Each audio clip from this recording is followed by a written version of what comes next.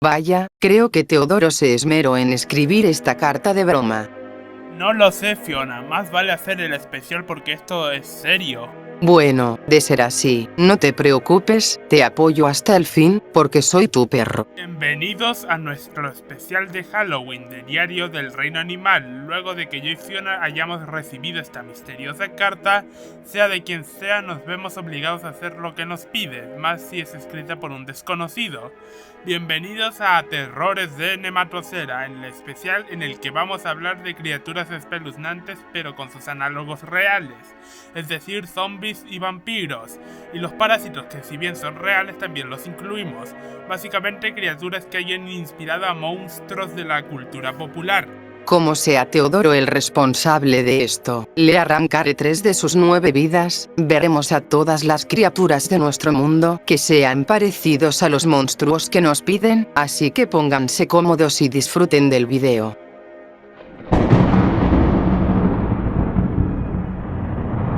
Nuestra primera especie es el vampiro común, Desmodus rotundus, el cual es una de las 3 especies de murciélagos hematófagos, es decir, que se alimentan de sangre. Existen otras 2 especies de murciélagos hematófagos, que son el vampiro de alas blancas, Diemus youngi, el vampiro de patas peludas, Diphyla caudata.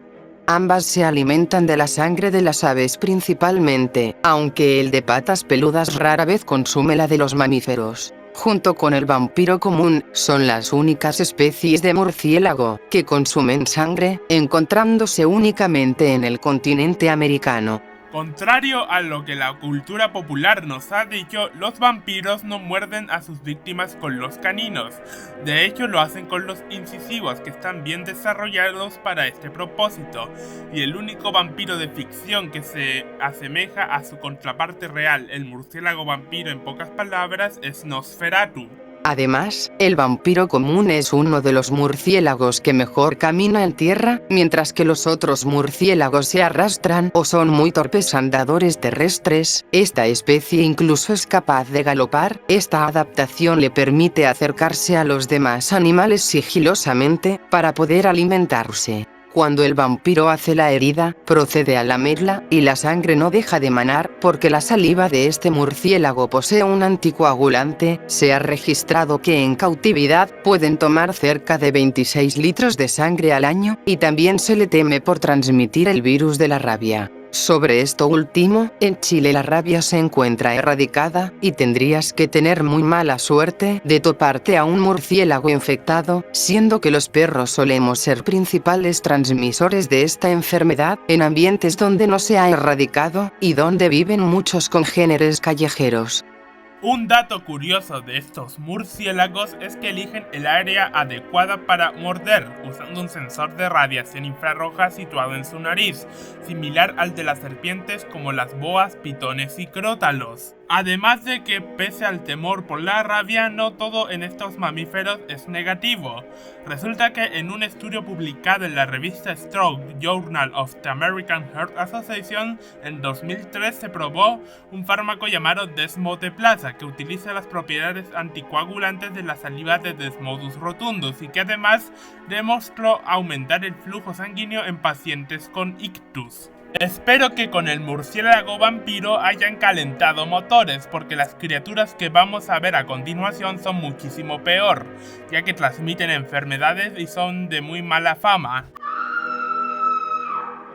No hay parásito que más temor nos cause a los perros que las pulgas. Soy alérgica a las pulgas y tengo cicatrices en el lomo, producto de haberme rascado por culpa de estos insectos. Existen 1900 especies de pulgas en la Tierra y cada una se especializa en un hospedador determinado, como la pulga Xenopsila cheopis, que se alimenta de la sangre de roedores, y fue famosa por ser la vectora de la bacteria Yersinia pestis, que transmite la peste bubónica y el tifus murino, solo cuando el insecto pica a un roedor y después a un humano. Luego están las pulgas, como la Tunga penetrans, que son de lo más repugnante que existe. No quiero dar detalles porque me darán ganas de vomitar. Como muchos ya sabrán, la peste negra mató entre 20 a 30 millones de personas en la Edad Media en Europa.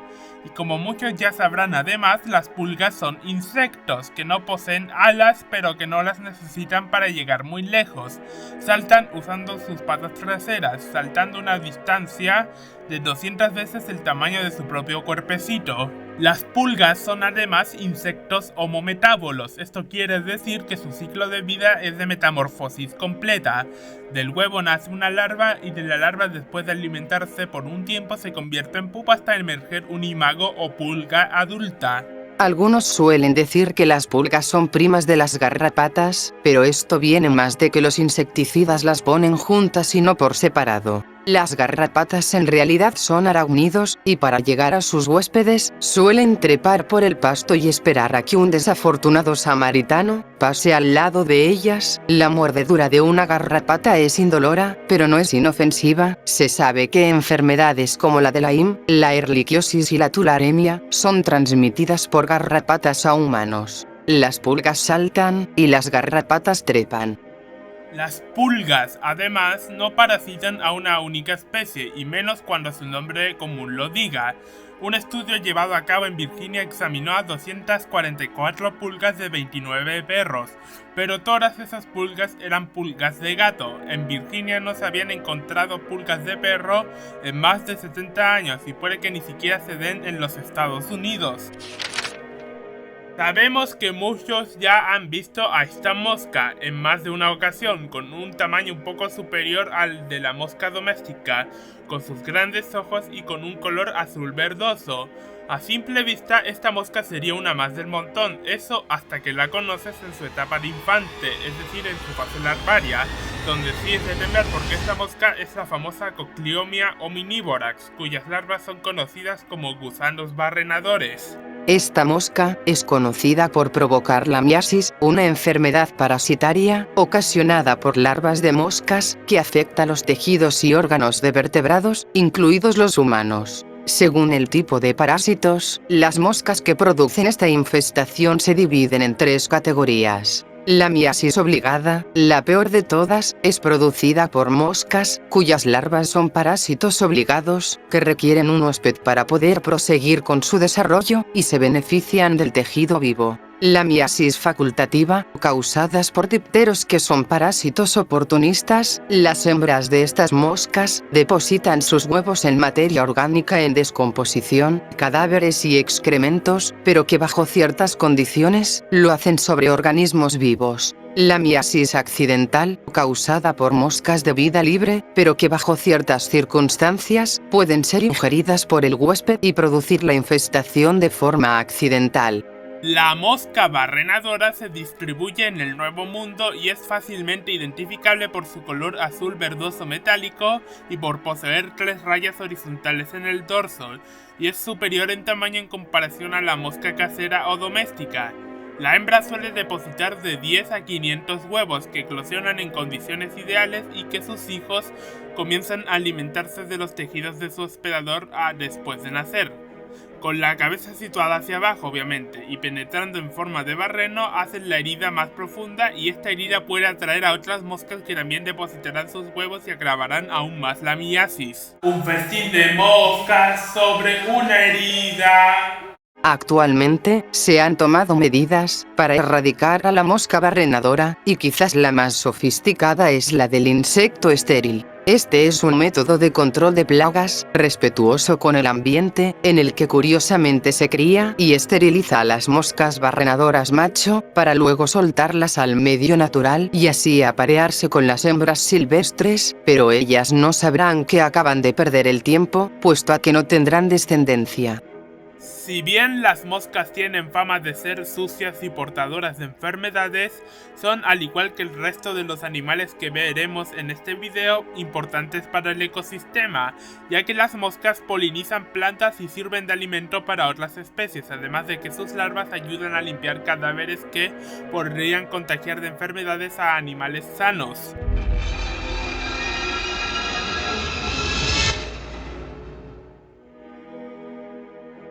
Si tuviera que elegir una palabra para describir al siguiente puesto de este video, elegiría la palabra y es que no existe otra definición de repulsividad que los triatominos. Los triatominos, mejor conocidos en Chile como vinchucas y en el resto del mundo como chinches besuconas, pertenecen a la misma familia que las inofensivas chinches asesinas, la familia Reduvidae. Estas chinches se alimentan de sangre y nacen ya siendo ninfas, que deben mudar de exoesqueleto hasta la edad adulta, una metamorfosis incompleta básicamente. Las vinchucas suelen pasar todo el día a escondidas, detrás de paredes, como las de viviendas de barro, grietas etc., y salen de noche a alimentarse de sangre. Y si piensan que el peligro es la picadura, me temo que están equivocados. Resulta que al alimentarse, los intestinos de las vinchucas se comprimen y esto la lleva a defecar, y es en sus fecas donde se encuentra su socio, el Trypanosoma cruzi, responsable de la enfermedad de Chagas. El parásito entra al cuerpo humano cuando te rascas la herida ocasionada por la vinchuca y se contamina con las heces de este insecto.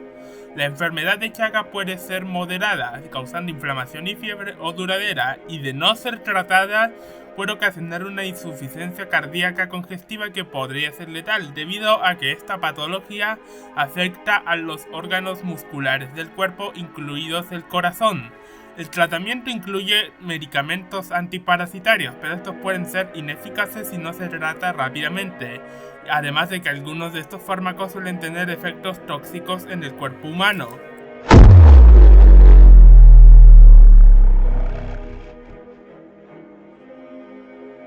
Nos tomamos un descanso de las criaturas parecidas o análogas de los vampiros y vamos con aquellas que serían lo más cercano a los zombies. Tal es el caso de las avispas parasitoides. Hay que aclarar que a diferencia de los parásitos, que no matan a su huésped y se benefician a costa de este para desarrollarse, los organismos parasitoides, al concluir con su crecimiento, terminan matando a su anfitrión, como los zombies en algunas películas, donde mueren después de un tiempo. Aunque las avispas no son los únicos parasitoides, existe también un grupo de moscas que viven de manera similar. Pero volviendo con estas, se considera a las avispas parasitoides como miembros del infraorden Parasitica, que agrupa a varias superfamilias de estos insectos, que atacan a varios artrópodos, llegando a ser beneficiosas para controlar plagas en agricultura. Las avispas parasitoides son inofensivas y no buscarán atacarnos salvo que las ataquemos primero. Algo que hay que mencionar es que en especies como la avispa cazatarántulas del género Pepsis, el dolor de su picadura es muy intenso y se lo cataloga como de nivel 4 en la escala de Schmidt, que sirve para medir el dolor de las picaduras de los himenópteros. Lo raro es que la avispa cazatarántulas es la única avispa parasitoide que aparece en la escala de Schmidt. Supongo que Schmidt no alcanzó a probar el resto de picaduras de especies parasitoides o no quiso experimentar dolores más altos que los de la hormiga bala, la avispa cazatarántulas y la avispa guerrera. Son las otras dos especies con las que comparten la categoría 4. Sin embargo, la peor parte se la llevan los artrópodos, que son víctimas de las avispas, pues en casos como las avispas, que cazan arañas de gran tamaño, suelen ser paralizadas por las picaduras, llevadas al nido de la avispa, y ellas ponen sus huevos en el cuerpo de su víctima, que como deben imaginar, está viva durante todo el proceso. Las larvas se alimentarán de la víctima, y esta muere cuando la avispa emerge como adulta.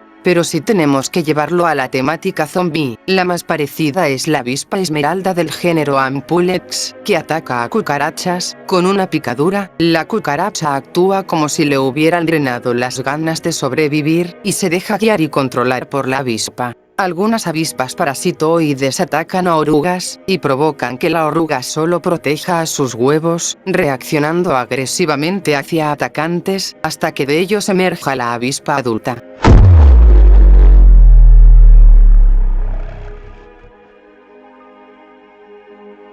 Nuestros siguientes animales en este video son unos gusanos conocidos como gordioideos del filo Nematomorpha, caracterizados por ser gusanos parasitoides parecidos en ecología y morfología a los nemátodos. De estos gusanos, se han descrito unas 331 especies. Estos gusanos se caracterizan por presentar un pseudoceloma, que corresponde a una cavidad del cuerpo llena de líquido, la cual actúa como un hidroesqueleto. Poseen además simetría bilateral, son triblásticos y carecen de segmentación, pueden medir desde 5 centímetros hasta 1 metro de longitud y con 1 a 3 milímetros de diámetro. Suelen habitar medios húmedos como arroyos y estanques. Los ejemplares adultos son de vida libre, pero las larvas son parásitos de artrópodos o sanguijuelas.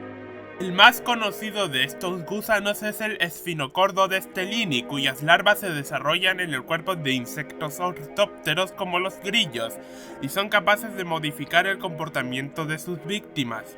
Una vez el gusano crece, provoca que su huésped se mate saltando al agua y ahogándose, y lo perturbador es que, como se ve en la imagen, el gusano sale por la parte de atrás del huésped y suele ser más grande que el insecto afectado. Aunque se desconoce cómo es que el gusano controla a su víctima, se teoriza que puede ser por neuromodulación del sistema nervioso, o si también intervienen otros factores. Diferentes estudios han demostrado que los grillos infectados con el parásito expresan o crean proteínas diferentes a la de los grillos no afectados, y que algunas de estas proteínas se han constatado que tienen actividad neurotransmisora, otras actividad geotáxica, o cambios a la respuesta del cuerpo a la gravedad.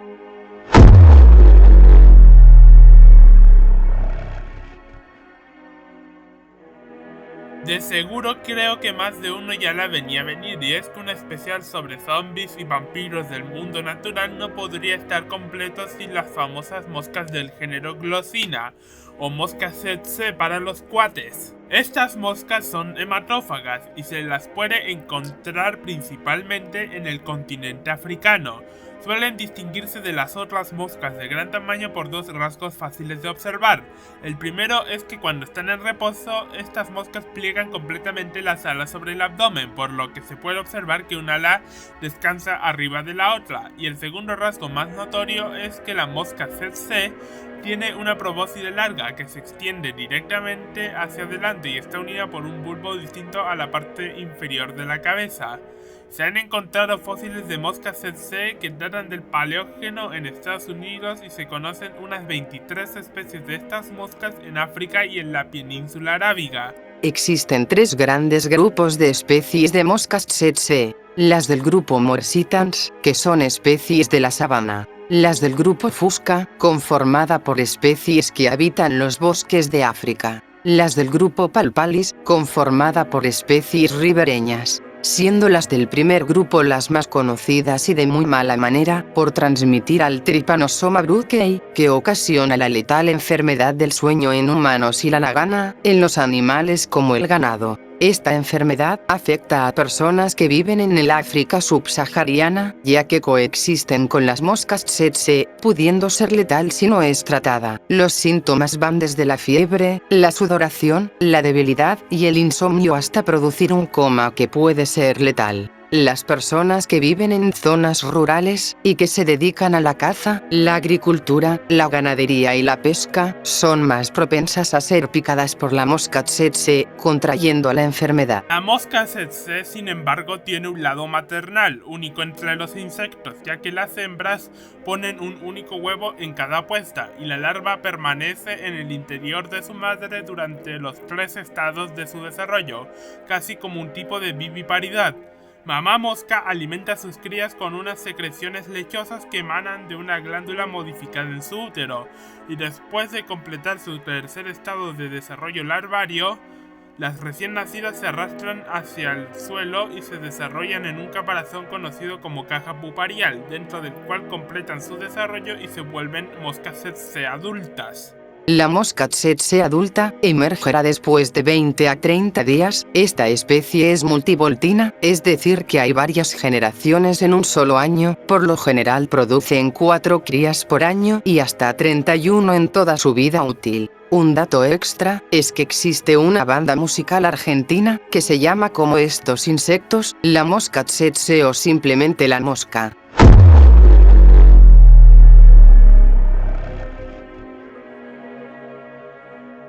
Existen 3 tipos de piojos, todos ellos agrupados en la actualidad en el orden Zocodea: los piojos de los libros y los piojos de la corteza, que son más generalistas a la hora de comer, alimentándose de hongos, algas, líquenes, detritos orgánicos, así como de artículos domésticos hechos a base de almidón, como los granos, pegamento para papel tapiz y encuadernaciones de libros. ¿Y qué sería de un buen pase directo al infierno sin los piojos parásitos? Y con infierno me refiero al infierno social, ya que estos insectos son de mucho estigma. Y es que, en los humanos, el tener piojos puede ser muy mal visto, al considerar a las personas que los tienen como sucias o de baja clase social, pero la realidad es que los piojos no discriminan, y pueden infectar a cualquier ser vivo, sea rico, pobre, limpio, humano, perro, gato, cerdo, etc. Se conocen 3 especies de piojos que afectan a los seres humanos y son: el piojo de la cabeza, Pediculus humanus capitis; el piojo del cuerpo, Pediculus humanus humanus; la ladilla o piojo púbico, Tirus pubis. Los piojos del cabello y los piojos púbicos son inofensivos, aunque al alimentarse de sangre, pueden ocasionar comezón y ronchas por el rascado. Los piojos del cuerpo, sin embargo, suelen ser portadores de enfermedades, como la fiebre recurrente y también de 2 infecciones que son letales: el tifus y la fiebre de las trincheras. La fiebre de las trincheras es causada por la bacteria gram negativa, conocida como Bartonella quintana, y se observó principalmente en la Primera y Segunda Guerra Mundial. Sus síntomas iban desde la fiebre alta, la cefalea o dolor de cabeza, dolor al movimiento ocular, mialgias en piernas y espalda, hasta hiperestesias, aunque el síntoma más común era dolor de piernas. Eso sí, de esta enfermedad transmitida por los piojos del cuerpo, habían muy pocos casos letales y estos a su vez, eran considerados excepcionales, e incluso en la Primera Guerra Mundial, no se atribuyó ninguna muerte por la enfermedad. Sobre el mecanismo de transmisión de la fiebre de las trincheras, es similar al caso de la enfermedad de Chagas, ya que se contagia cuando las heridas se contaminan con las heces de los piojos humanos, y las vinchucas no eran las únicas cochinas. Ahora, sabemos que esto no es un top, pero tenemos a unas criaturas parecidas a zombies y vampiros, que merecen ser mencionadas aunque no fueron pensadas para este video. Vamos con las menciones del terror.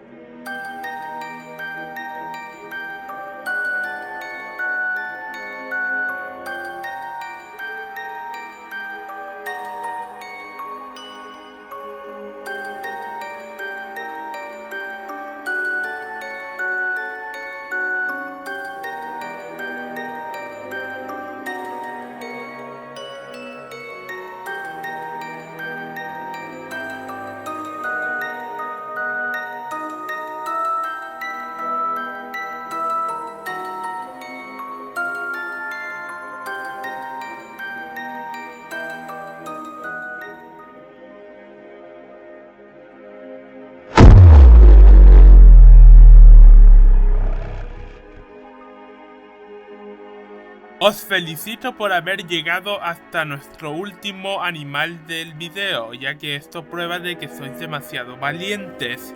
Como última criatura espeluznante del mundo natural están los animales más peligrosos del planeta, causantes de hasta 1 millón de muertes humanas, los temidos mosquitos. ¿Y qué no se puede decir de estos insectos que no se haya dicho antes? Se los puede encontrar en la gran mayoría de los continentes, y curiosamente son las hembras las que pican y no los machos. Los mosquitos hembras necesitan alimentarse de sangre para poder producir descendencia, y aparte de que su picadura no se siente, el mayor problema está en las enfermedades que estos dipteros transmiten: dengue, malaria, fiebre del Nilo Occidental, Zika, fiebre amarilla y chikungunya, todas ellas letales y que en países en vías de desarrollo son muy desastrosas. Extendemos el puesto a otros dípteros como los flebótomos, que transmiten la leishmaniasis, que en el viejo mundo es transmitida por los insectos del género Phlebotomus y en América por los del género Lutzomia.